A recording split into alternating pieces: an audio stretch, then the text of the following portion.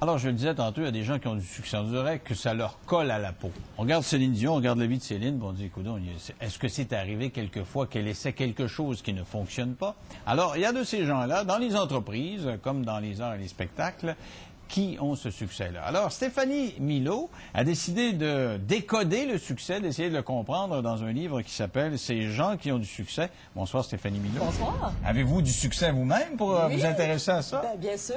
Encore là, c'est relatif le succès. Il faut se poser la question, quelle est notre définition du succès? Alors, c'est quoi le succès? Souvent, Denis, les gens, lorsque je leur dis que j'ai publié un livre sur ça, me disent « Ah, est-ce que tu parles du succès professionnel ou du succès financier? » Et pour moi, le succès, ce n'est pas que ça.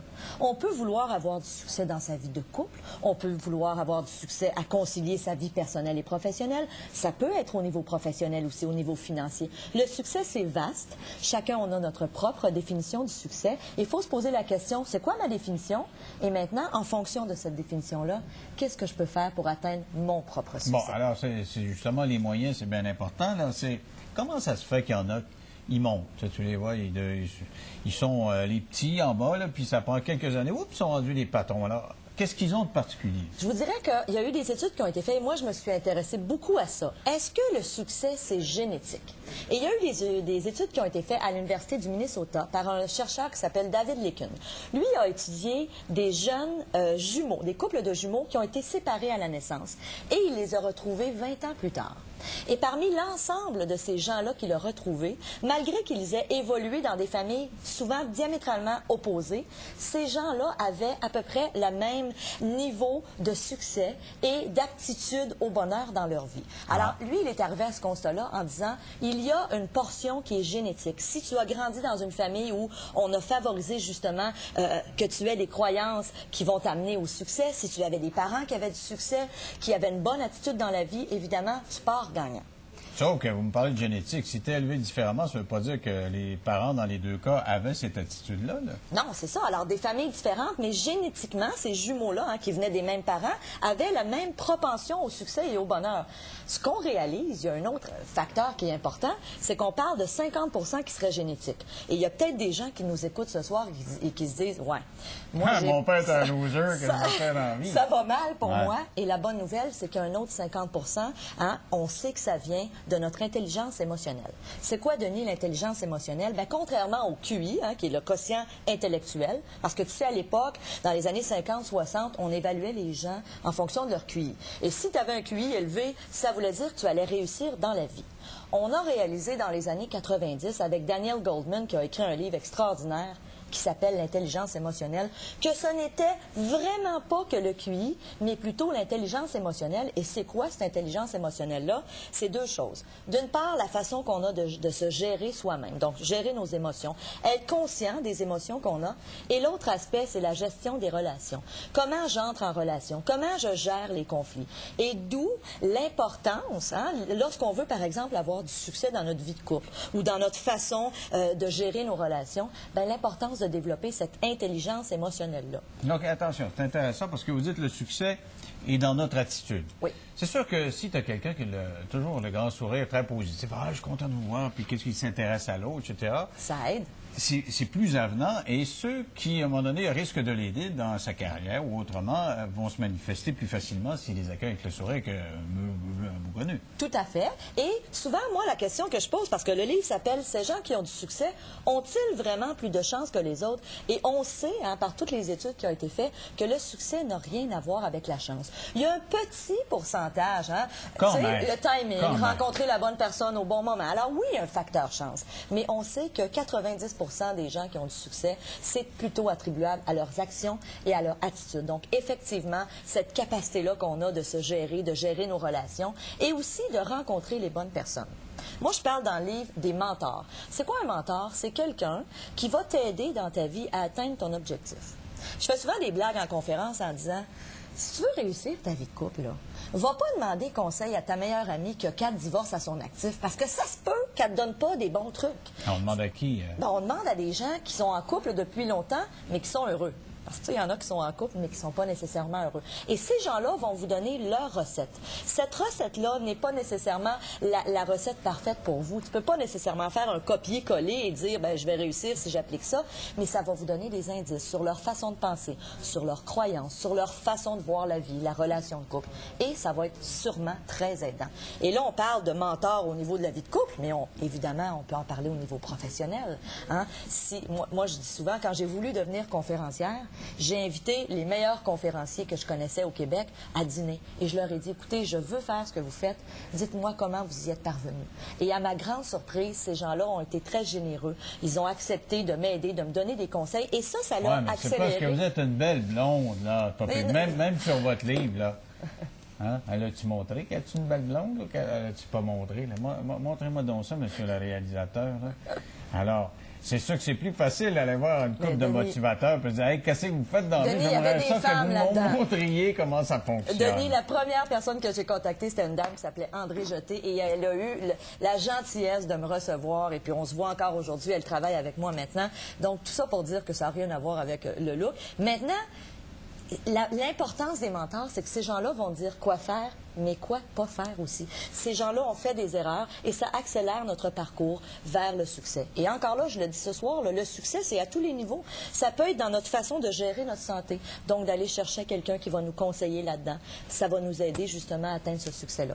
Personnellement, moi, j'ai l'impression que la clé du succès, chacun doit avoir sa clé, là, vous expliquez un certain nombre de choses, c'est la détermination. Je pense que les gens qui sont persévérants ont plus de succès que les autres. Tout à fait. Les gens qui n'arrêtent pas, qui disent, OK, parce qu'il n'y a personne qui n'a pas d'échec, c'est impossible. Il n'y a personne qui ne manque pas son coup, c'est impossible. Mais qui se relève puis qui continue, c'est pas tout le monde. Puis plus tu as eu d'échecs, plus tu te relèves, plus tu risques d'avoir de succès. Oui, qui se relèvent, qui continuent et qui surtout ont la capacité de voir leurs embûches ou leurs échecs comme ils tirent un apprentissage. Hein? Lorsqu'on parle d'intelligence émotionnelle, les gens qui sont capables de tirer un apprentissage de leur expérience, ça leur permet de grandir. Et c'est une des façons de développer notre intelligence émotionnelle. Donc, vous dites, j'ai eu du succès, ça va bien.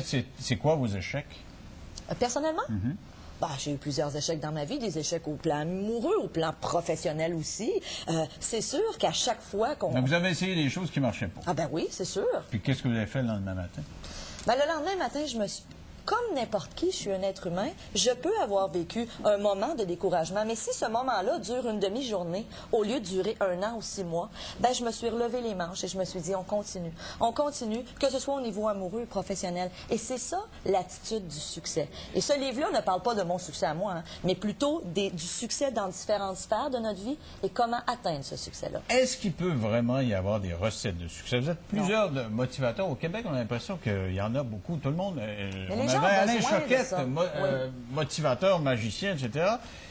Mais ça se vend-tu, là? Votre succès, c'est votre recette. Le succès d'Alain, c'est sa recette. Jean-Marc Chaput a sa recette, mais est-ce que c'est nécessairement la mienne? Alors, est-ce qu'on peut trouver notre propre recette? Et c'est ça que j'amène dans le livre en disant, moi, là, je vous donne pas un ABC. Là, voilà, faites ces 4 étapes-là et vous allez avoir du succès. Mais plutôt, posez-vous la question, ça représente quoi pour vous? Comment je peux faire pour l'atteindre? Avec différents outils. Ce livre-là, mais plein d'autres livres aussi, hein? Je veux dire, je ne détiens pas la science. Si vous voulez, on fait une pause puis on parlera d'outils au retour. OK, on parle de succès dans 3 minutes. Restez là et on aura beaucoup de succès après la pause.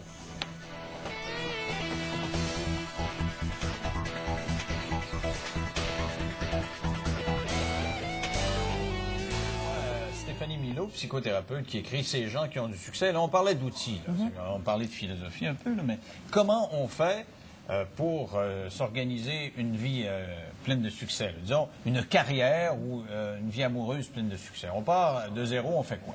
Mais je te dirais que l'élément le plus important, c'est de prendre conscience qu'on est actuellement complètement responsable de la vie qu'on a aujourd'hui. Alors aujourd'hui, si, exemple, vous êtes dans un travail et que vous n'êtes pas heureux, que vous êtes dans une relation de couple et que vous êtes malheureux, réalisez une chose, vous avez fait ces choix-là.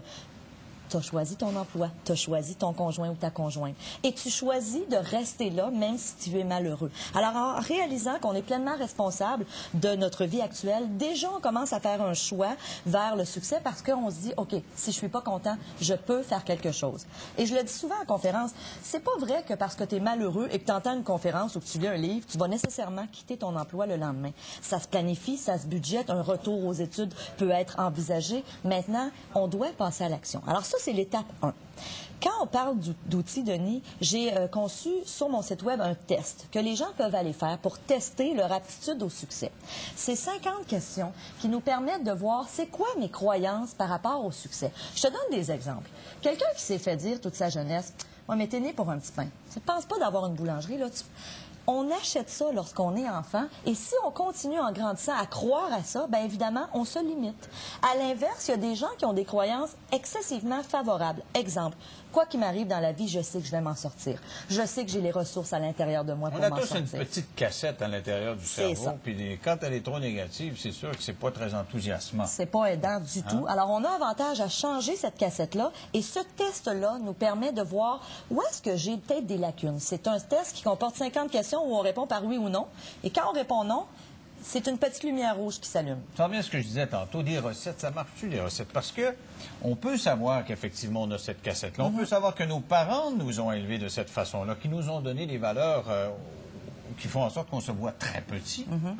Mais c'est pas parce qu'on est conscient de ça, qu'on fait votre test et puis qu'on se rend compte qu'effectivement on se voit tout petit, que nécessairement, là, on prend la cassette, puis on la change, puis maintenant, on se dit dans la tête, oh, t'es bon, t'as confiance en toi et tout va bien. Ah, non, c'est ancré, c'est loin, ça vient de l'enfance. C'est pas en lisant ce livre-là ou en répondant à votre test que ça va changer. C'est une démarche, et tu as tout à fait raison, et je pense que c'est la démarche d'une vie, surtout lorsqu'on parle de la confiance en soi. Combien de gens, moi, viennent me rencontrer pour ça, et je leur dis, là, pense pas qu'en 2 rencontres, tu vas sortir d'ici et que tu vas croire en toi si ça fait 30 ans que tu te vois, comme tu dis, tout petit. Alors, effectivement, ce livre-là, ces outils-là, peuvent juste vous éveiller à dire, oh, j'ai peut-être un travail à faire sur moi-même. Et là, à ce moment-là, on peut aller chercher un coach, on peut aller en thérapie, il y a plein de choses qu'on peut faire, des démarches, mais oui, c'est vraiment un processus qui est long. Plus on vient d'une enfance, plus on a eu des parents qui nous ont dévalorisés, et je regardais votre entrevue la semaine dernière avec le jeune, là, le fils du bourreau.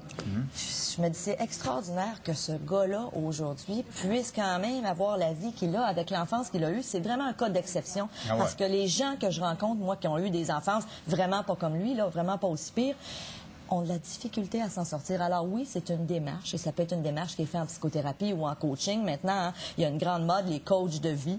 Alors... C'est lui qui a 30 ans, puis qui, OK, il prend votre questionnaire, puis tu sais, moi, je me vois trop petit, puis il faudrait que je me vois plus gros, et il se réorganise, va avoir quelqu'un d'autre. Ça peut prendre bien des années.